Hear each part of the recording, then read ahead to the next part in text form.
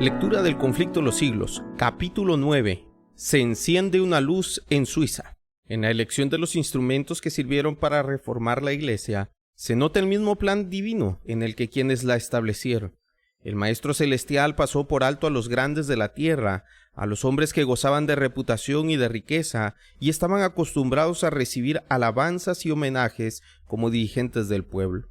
Eran tan orgullosos y tenían tanta confianza en la superioridad de que se jactaban que no hubieran podido amoldarse a compadecerse de sus semejantes ni convertirse en colaboradores del humilde Nazareno.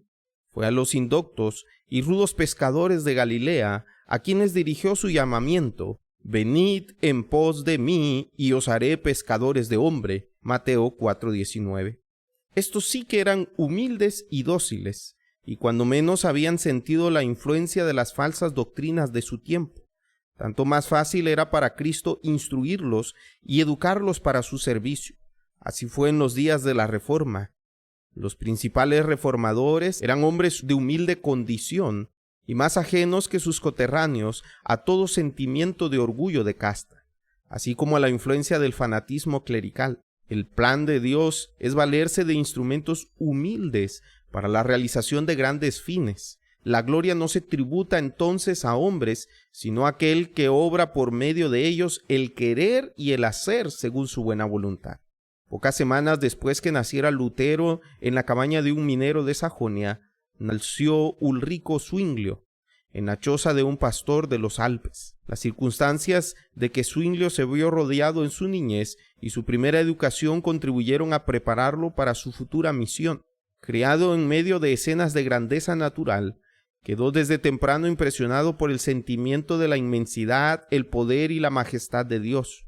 La historia de las valientes hazañas realizadas en sus montañas natales encendió sus aspiraciones juveniles. Junto a su piadosa abuela, oyó los pocos relatos bíblicos que ella había espigado entre las leyendas y tradiciones de la Iglesia. Con verdadero interés oía él hablar de los grandes hechos de los patriarcas y de los profetas, de los pastores que velaban sobre sus ganados en los cerros de Palestina, donde los ángeles les hablaron del niño de Belén y el hombre del Calvario. Lo mismo que Juan Lutero, el padre de Zwinglio, deseaba dar educación a su hijo, para lo cual dejó su valle natal en temprana edad. Su inteligencia se desarrolló pronto y resultó difícil saber dónde podría hallarse profesores competentes para instruirlo. A los 13 años fue a Berna, que poseía entonces la mejor escuela de Suiza.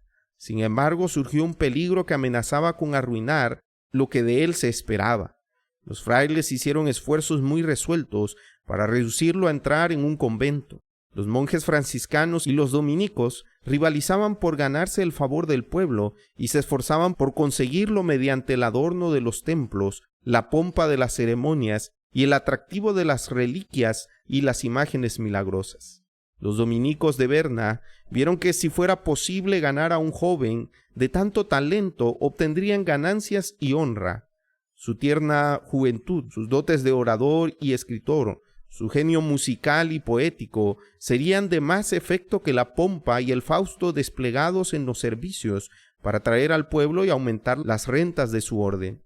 Valiéndose de engaños y lisonjas, intentaron inducir a Zwinglio a que entrara en su convento. Cuando Lutero era estudiante, se encerró voluntariamente en una celda y se habría perdido para él el mundo si la providencia de Dios no lo hubiera libertado. No se le dejó a Zwinglio correr el mismo riesgo.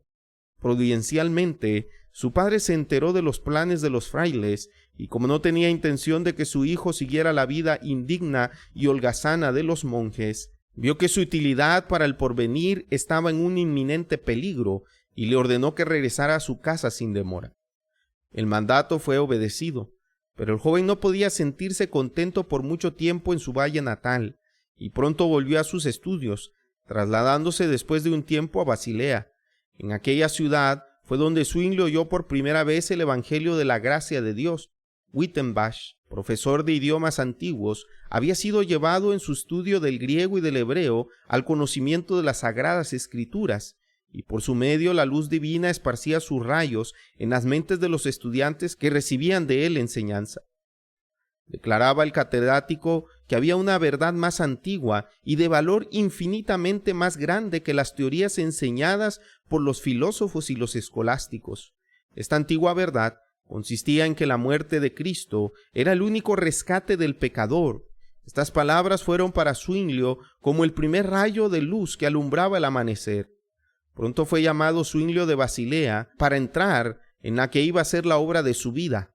Su primer campo de acción fue una parroquia alpina no muy distante de su valle natal.